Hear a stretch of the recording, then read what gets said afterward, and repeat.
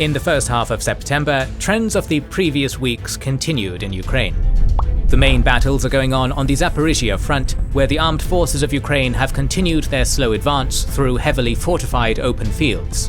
The Ukrainian command is giving signals of optimism about the potential decisive breakthrough in this area, while Russians are building further defensive structures in the occupied areas. Welcome to the latest update of Kings and Generals on the unprovoked Russian invasion of Ukraine, covering the main events of the first half of September. This video is sponsored by our kind YouTube members and patrons, without whom our work would have been impossible. Patrons and YouTube members get 2 exclusive videos weekly and can currently watch the completed series on the First Punic War, Peloponnesian War, History of Prussia, Italian Unification Wars, Risorgimento, as well as dozens of other videos and the continuation of our Pacific War series. New series on the Russo-Japanese War, Albigensian Crusades, Xenophons and Abbasis, and much more are being released for our backers right now. You can join their ranks via the link in the description and pinned comment to get exclusive videos, early access to all public videos, access to our schedule, wallpapers, and a special Discord server where we're very active, and much more. Thanks for supporting us, we couldn't be doing it without your help. The Zaporizhia front remains the main theatre of war in Ukraine. Ukraine continued making gradual progress on the 2 main axes of advance, the Orikhiv and Velika Novosilka sectors, and another axis which seems auxiliary along the river Dnipro. On September 2nd, The Guardian published an interview with the commander of the Ukrainian forces on the Zaporizhia front, Brigadier General Alexander Tarnavsky, who claimed that the AFU has breached the first line of Russian defense and is currently making progress toward the second line of defense. Most probably, Tarnavsky talks about the Ukrainian advance in the Orikhiv sector, where the Ukrainian army has broken through a heavily mined and fortified area to liberate Robotyne, and has since then breached the first Surovikin line. According to Tarnavsky, the Russian army has spent 60% of its time and resources on creating the first defensive line, and only 20% on each of the second and third defensive lines. But at this point, the Russians are already busy strengthening their defensive lines and building new defensive structures in preparation for advancing Ukrainian troops. They may not have sufficient time to build as intricate defensive lines as the Ukrainians are currently facing on the Zaporizhia front, which includes tunnels, strongholds, minefields, and a system of trenches. But if the Russians have sufficient human resources to man all of these fortifications and lines, it is unlikely that the task of the Ukrainian forces there will become much easier. In this period, the AFU has expanded its area of control around Robotyne towards Novoprokopivka and Vobova, and has advanced beyond Surovikin's anti-tank ditches and Dragon Teeth.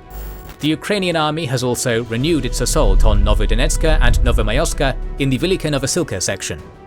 At the beginning of the counter-offensive, Ukrainian assaults on these villages were repelled, and it has been a while since battles there have been reported.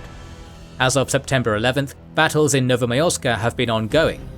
The AFU has also made a small advance south of Urozhaina, along with capturing Russian positions on the southern outskirts of Kamyanska along the river Dnipro. Russian military bloggers and commanders like Khodakovsky continue to bemoan the lack of Russian counter-batteries on the Zaporizhia front, claiming that Ukraine is expending more artillery shells than Russia, which would have seemed impossible at the start of the war. Another piece of important news from the Zaporizhia front is that Russia is adapting its logistics to the threats it is facing. It is reported that they've become less reliant on ammunition depots near the front lines, as most of the supplies are now carried out by trucks and other vehicles in order to mitigate the risk of HIMARS and Storm Shadow missiles. On the Kherson front, the Ukrainians continued launching raids on the left bank of the Dnipro, including in the areas of Oleshki and Kinburn Spit. Earlier, we assessed that the AFU's bridgehead near Kazachi Laheri had been defeated by the Russians. However, on September 9th, arguably the most prominent Russian telegram channel dedicated to the war in Ukraine, Rybar, stated that Ukraine has small bridgeheads on the left bank of the Dnipro near the Antonivsky and railway bridges on Oleshki Island and west of Kazachi Laheri, which may indicate that the Ukrainians are still in control of the latter. Spokeswoman of the Ukrainian army, Natalia Humeniuk, said on September 10th that the AFU has a certain stronghold on the left bank of the Dnipro, but did not go into further details due to the necessity of informational silence on this matter. Still, we do not have conclusive evidence about the existence of a bridgehead near Kazachi Laheri. but the aforementioned statements may indicate that Ukrainian operations on the left bank of the Dnipro consist not only of raids. On the Donbass front, heavy battles continue in Mariinka. This small town has turned into a pile of rubble after more than a year of combat.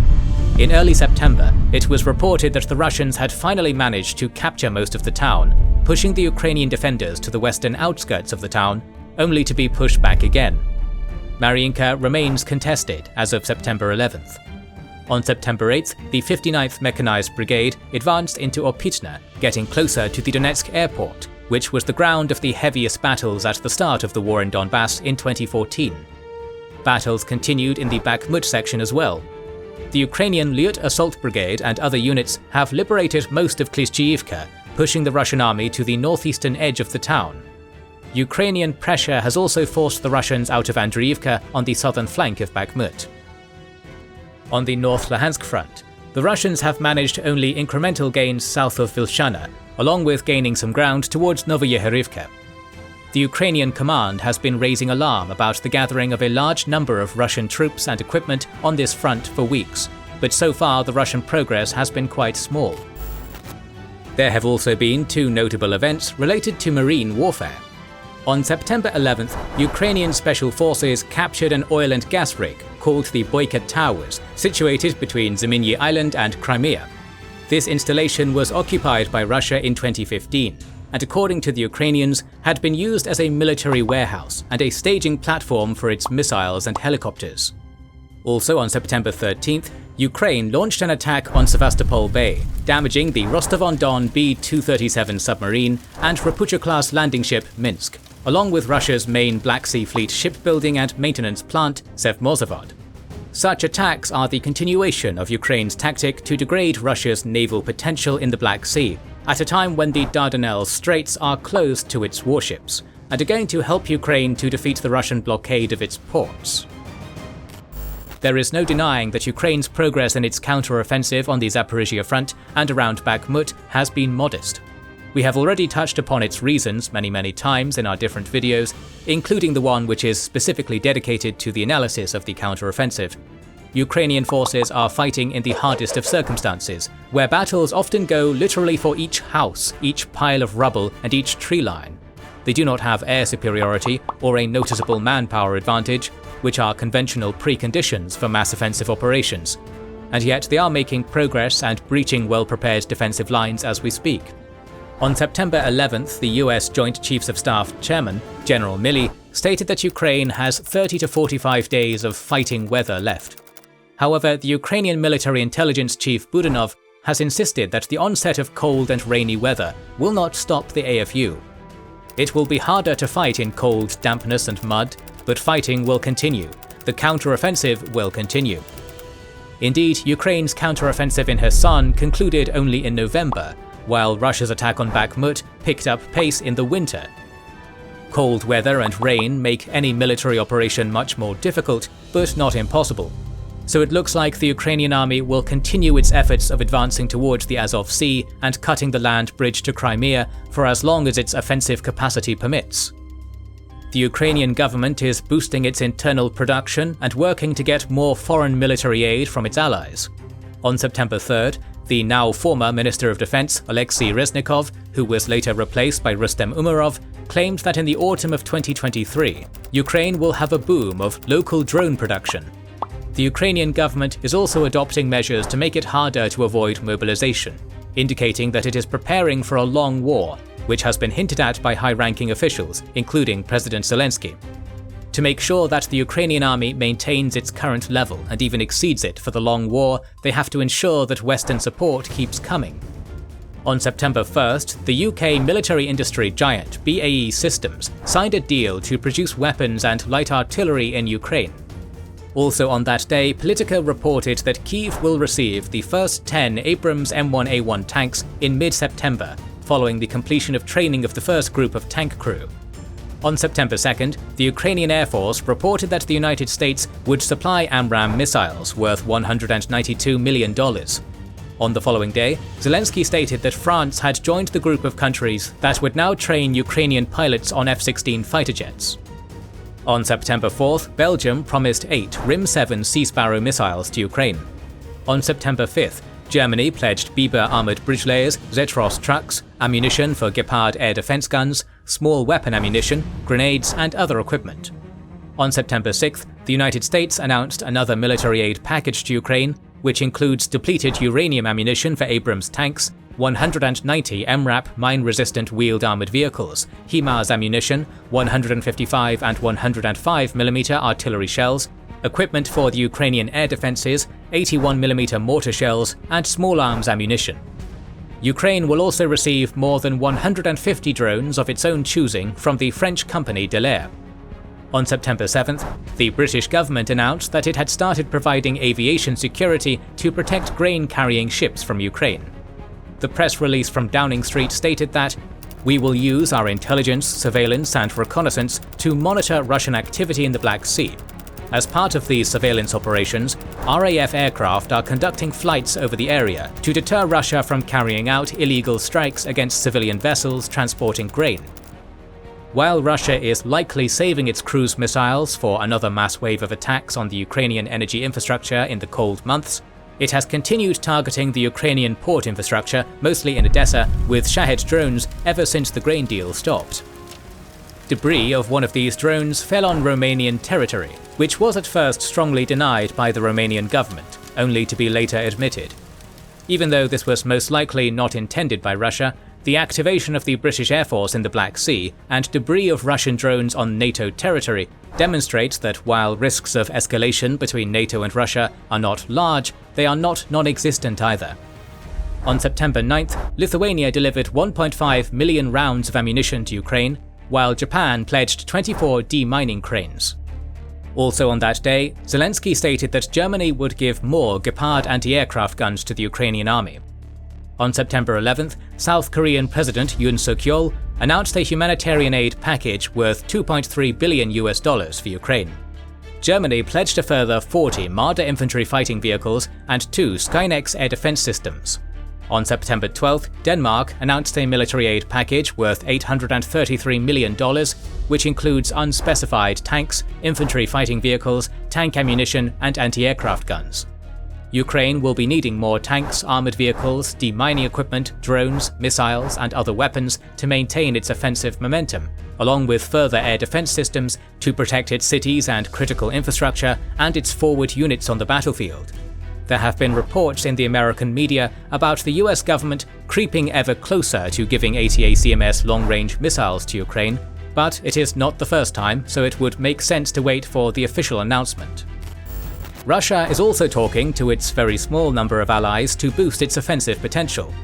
On September 12th, Putin met with another international pariah, Kim Jong-un, in Vladivostok, to presumably agree on the supply of an unspecified amount of shells and other military equipment to Russia in exchange for grain, oil, money, and military technologies.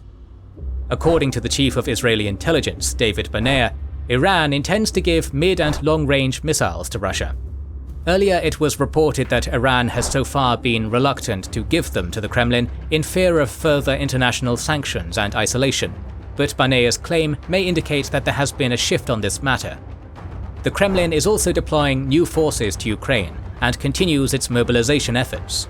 According to the Ukrainian military intelligence, Russia currently has 420,000 soldiers in Ukraine, not counting the Rosgvardia and special units, 2,260 tanks, 15 to 20% of which are T-54 or 62 tanks, 5,260 armoured vehicles, 3,050 artillery systems, 920 multiple rocket launchers, 360 airplanes, 320 helicopters, 64 warships and boats, and 5 submarines.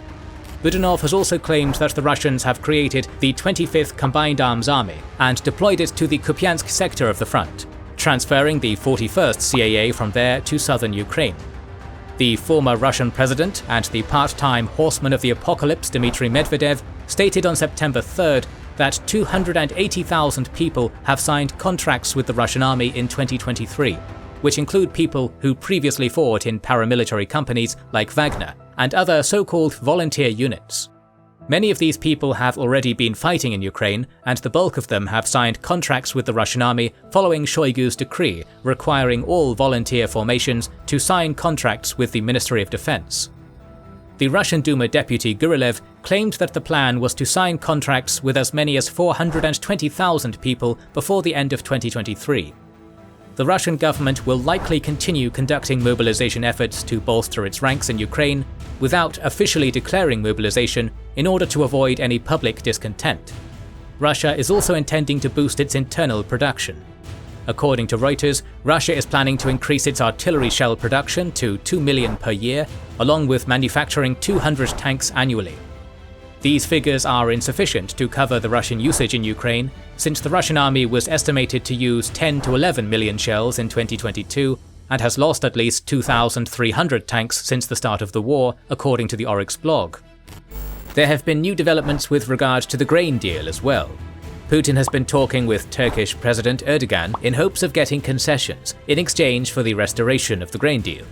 Russia is still demanding the reconnection of the Russian Russelkhozbank to SWIFT and insurance of Russian food and fertilizer cargoes.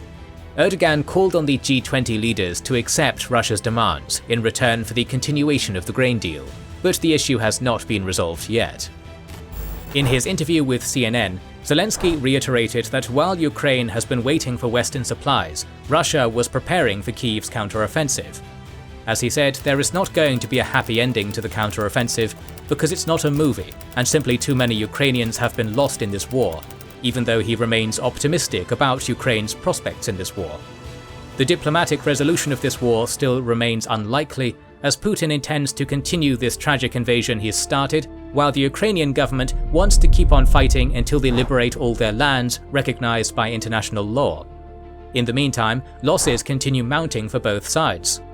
According to the Oryx blog, the visually confirmed losses for Russia as of September 12th are 2,310 tanks, 4,695 vehicles, 251 command posts and communication stations, 921 artillery systems and vehicles, 265 multiple rocket launchers, 89 aircraft, 105 helicopters, and 300 drones. For Ukraine, these are 648 tanks, 2,021 vehicles, 17 command posts and communication stations, 397 artillery systems and vehicles, 50 multiple rocket launchers, 71 aircraft, 35 helicopters, and 185 drones. More videos on this topic are on the way, so make sure you are subscribed and press the bell button. Please consider liking, subscribing, commenting, and sharing, it helps immensely. Recently, we've started releasing weekly Patreon and YouTube member exclusive content. Consider joining their ranks via the link in the description or button under the video to watch these weekly videos, learn about our schedule, get early access to our videos, access our private Discord, and much more. This is the Kings and Generals channel, and we will catch you on the next one.